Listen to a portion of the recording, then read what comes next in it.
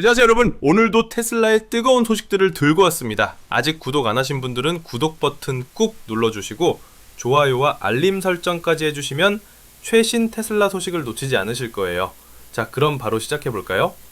오늘은 정말 흥미진진한 6가지 소식을 준비했는데요. 첫 번째로 테슬라 로보택시가 드디어 베이 지역 공항들의 도전장을 내밀었다는 소식부터 시작해보겠습니다. 여러분, 공항이라는 곳이 로보택시에게는 어떤 의미인지 아시나요? 말 그대로 최대 격전지입니다. 왜 그럴까요?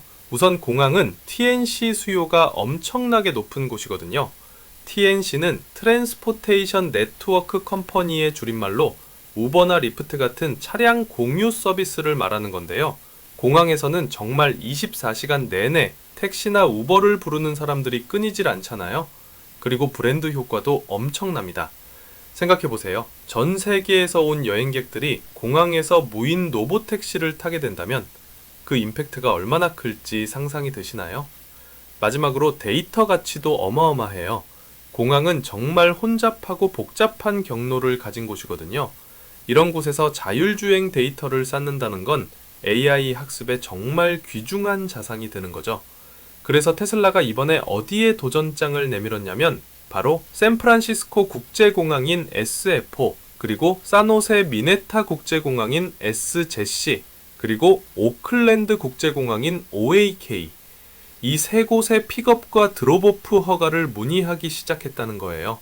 이 정보는 어디서 나온 거냐면 테슬라 규제 담당 변호사인 케이시 블레인이 캘리포니아 규제당국과의 소통에서 밝힌 내부 자료가 확인된 거거든요.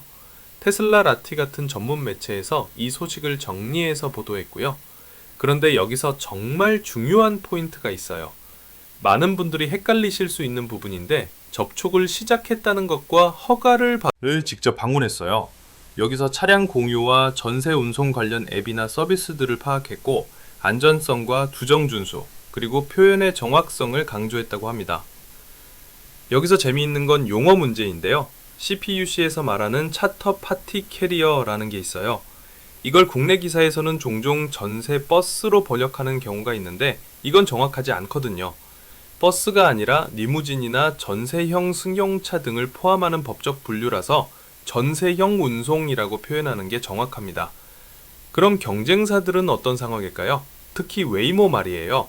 이게 정말 흥미로운 부분인데 사노세 미네타 공항, 그러니까 SJC에서는 2025년 9월 8일자로 웨이모의 공항 내 호출과 하차 허가를 공식 발표했어요. 캘리포니아 공항 중에서는 최초거든요. 이게 무슨 의미냐면 현재 공항 접근 경쟁에서 웨이모가 한 발 앞섰다는 거예요. 테슬라는 아직 협의 단계인데 웨이모는 벌써 허가까지 받아낸 거죠. 샌프란시스코 국제공항인 SF4는 아직 별도 절차가 더 필요하다고 하네요. 그러면 일론 머스크는 뭐라고 하고 있을까요?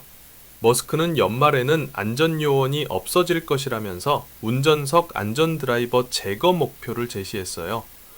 정말 야심찬 목표죠.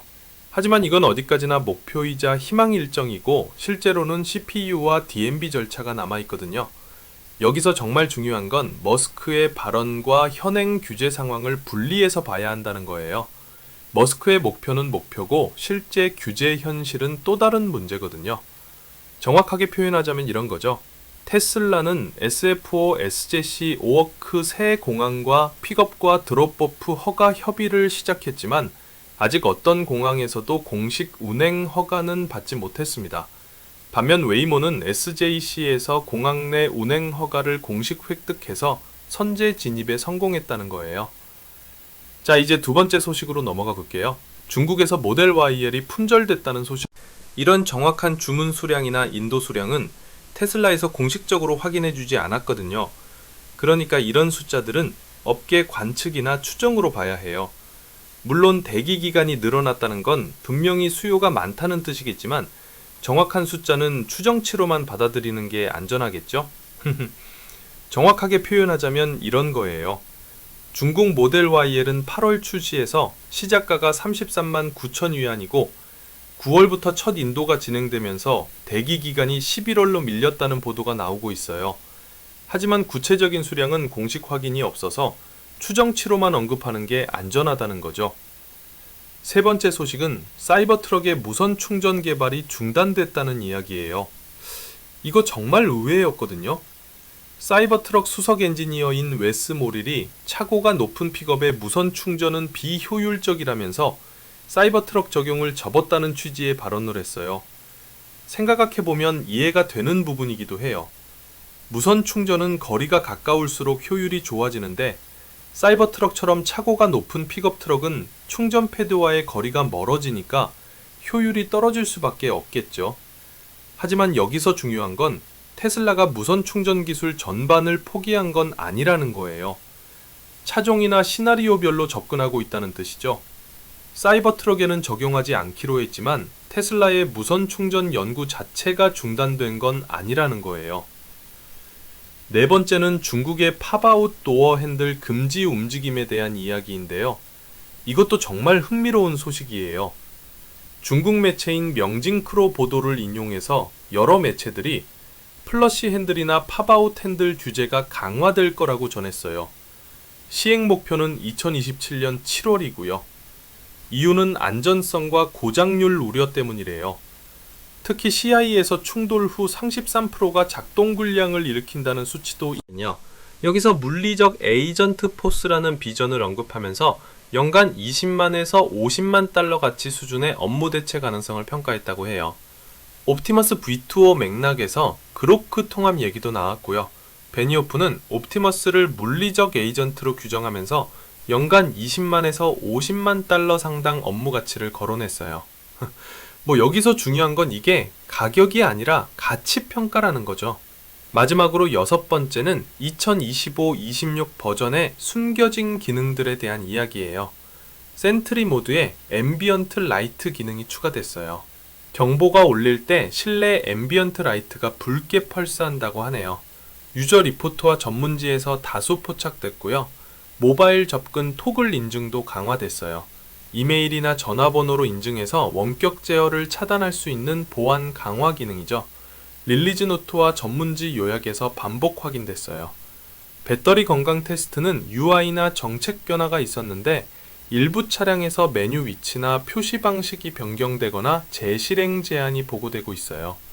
완전 재고로 단정하기보다는 차종이나 버전별 차이가 있다고 설명하는 게 안전할 것 같아요.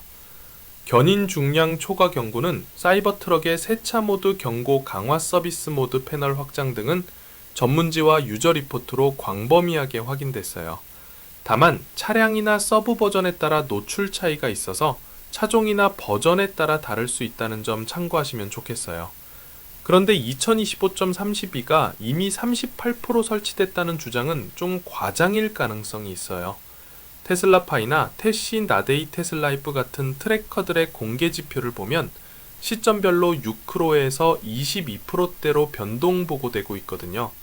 정확한 퍼센트는 해당 일자 기준 추적치로 표기하는 게 바람직할 것 같아요. 자, 오늘 준비한 6가지 소식을 모두 살펴봤는데요. 특히 공항 진출 소식이 정말 흥미롭죠.